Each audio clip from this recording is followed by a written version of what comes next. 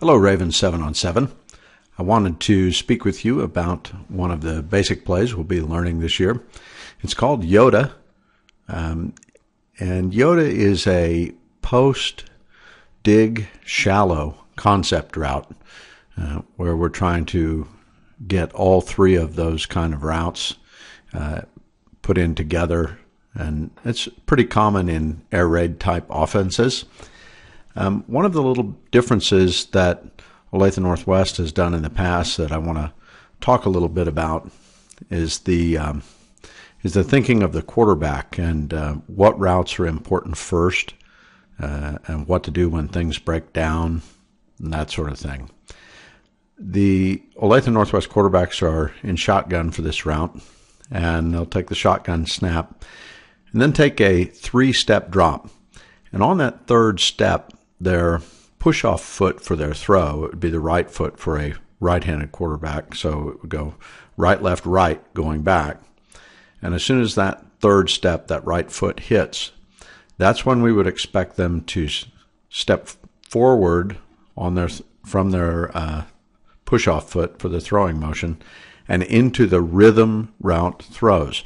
Rhythm routes are basically intermediate passing game type routes, but that don't take a lot of time to develop. They're going to be out pretty quick. Not as quick as the quick game, like you might have seen lots of college teams run now, where they just throw the little quick bubble screens or that sort of thing. So it's not quite that quick, but it's a dangerous intermediate route, and it comes out on rhythm. We don't need an extra step. It's 1, 2, 3, and throw.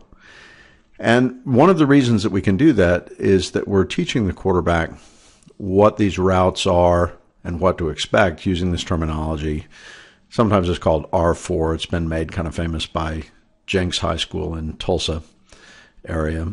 But rhythm, read, rush, release. So the rhythm route is always the first sort of route that we're looking for. And you'll notice that we've got a couple of them on this play. Both X and Z have rhythm opportunities. And part of what our quarterback will study on the Yoda is whether or not the rhythm routes are capped.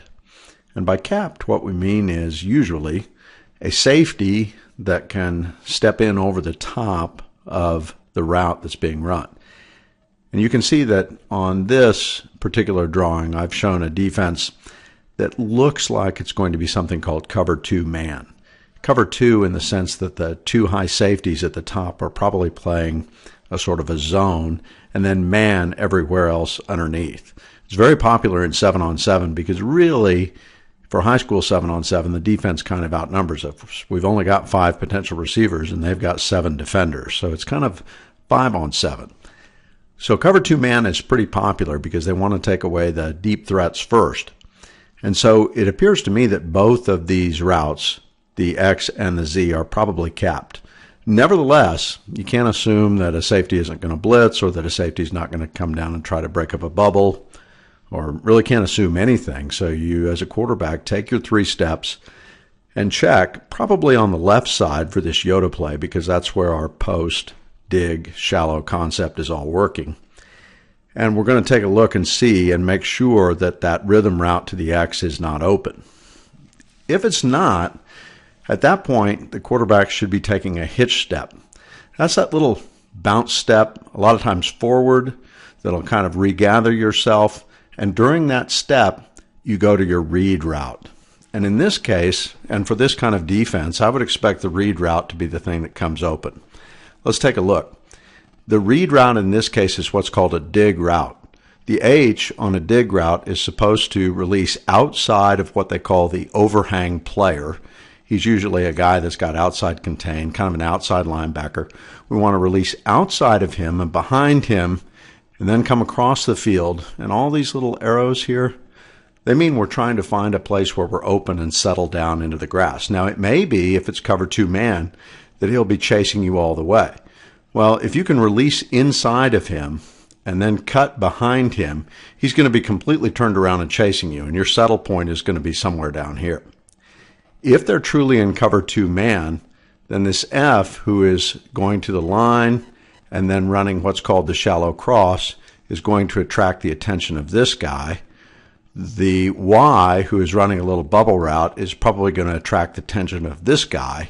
And you can see that if H is being chased, that's probably what's going to open up, that particular space there. So a lot of times in cover 2 man, it's that read route that's going to open up. And the quarterback, after his bounce step, is going to be able to find that. There is a third R in the R4 system, which is rush. And I've labeled them rush 1 and rush 2. In 7-on-7, we don't worry about rush 1 too much because that's a blitz beater.